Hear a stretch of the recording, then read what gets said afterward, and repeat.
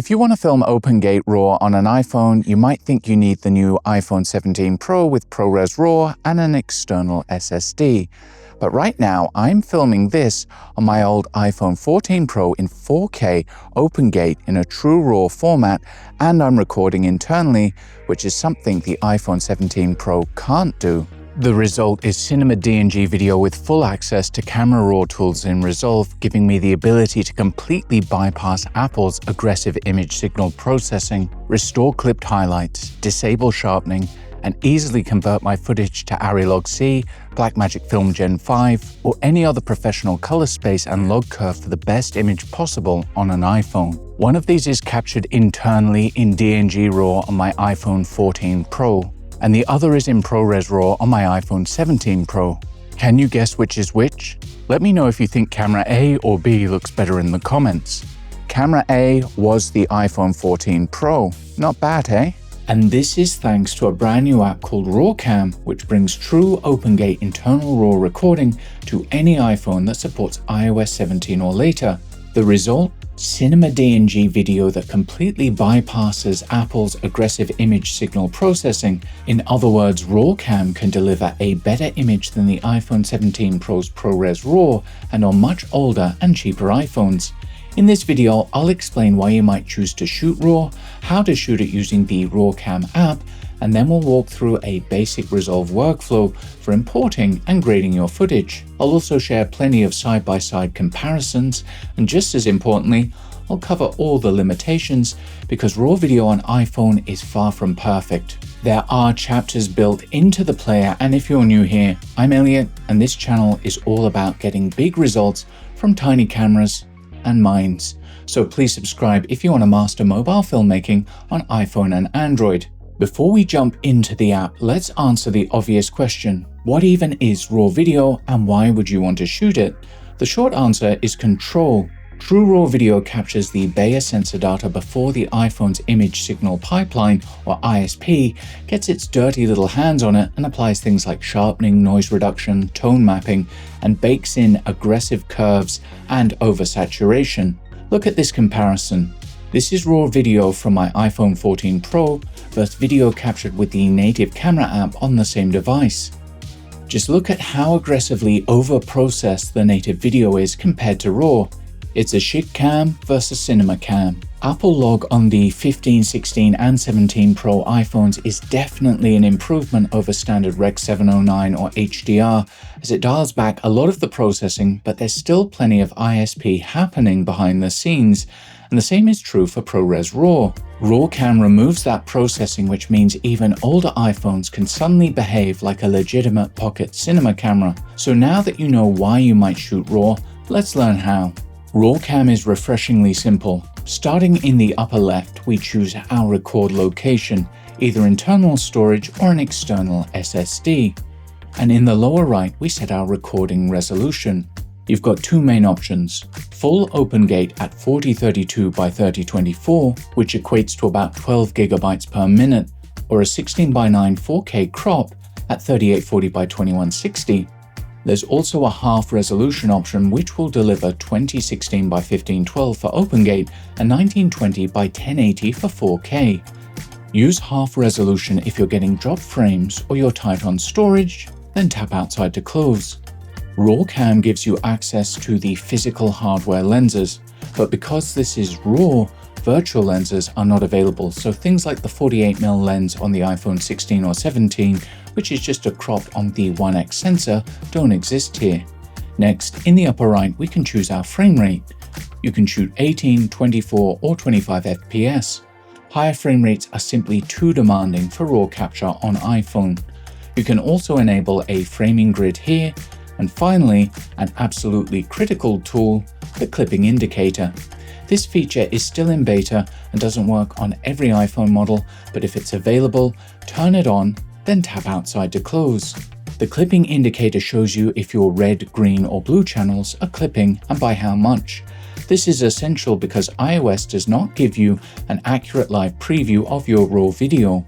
What you see on screen is a normalized tone-mapped preview, which looks nothing like your final recording, so you must rely on the clipping indicators, not your eyes. By default, we're in auto exposure, which tries to prevent clipping, but for best results, switch to manual exposure. Tap the exposure icon, then select manual. I'm shooting 24 FPS, so I'll set my shutter to 1/48. As you adjust the sliders, the UI fades out so you can actually evaluate the image, which is a nice touch. Now I'll use ISO combined with an ND filter to dial in correct exposure. As I increase ISO, you'll notice green clips first, then red and blue. And because this is RAW, we can clip the green channel slightly, and as long as red and blue are intact, you can recover that data in Resolve using highlight recovery. For best results, avoid clipping entirely if possible. If you must clip, only clip green and keep it under about 4.5%, and I'll show you exactly how to recover this later. Now, focus. By default, we're in autofocus, but this only works before recording starts. Once you hit record, focus locks and can't be changed. That's because iOS's autofocus system doesn't play nicely with RAW video capture. If you tap focus, you can switch to manual focus. Just like exposure, the background disappears as you adjust focus so you can see what you're doing. You can adjust focus during recording, but be very careful. Fast focus pulls often cause the recording to terminate completely. Again, iOS really doesn't like focus changes during RAW capture. Test this thoroughly before attempting any focus pulls in a real shoot. When you stop recording, RAW Cam shows the total frames captured and actual recorded frame rate, which lets you check for dropped frames. In my experience, it rarely hits the target frame rate exactly. Older devices tend to run slightly under, newer devices slightly over. And that's basically the full feature set at launch. If you tap Gallery expecting to play your clips back, well, you can't. Not yet. That's because RAW Cam uses the MCRAW format developed by Mossad, the absolute GOAT behind Motion Cam Pro on Android, to store RAW data efficiently. To play back or convert footage, we need a computer. First, install the Motion Cam Player Beta linked in the description. Then, to import footage, connect your iPhone, open it in Finder on Mac, click Files, then RAW Cam, and drag your .mcraw files to your computer. Once Motion Cam Player is installed, just double-click a clip to play it. And now for the fun part, grading in DaVinci Resolve, which is free. Resolve doesn't work directly with MCRAW files, so first we convert to CinemaDNG image sequences, and you've got two options. Option 1 is Motion Cam Fuse. It works best on Windows, but is available on Mac. It mounts your MCRAW files as volumes containing DNGs, which you can import straight into Resolve without conversion.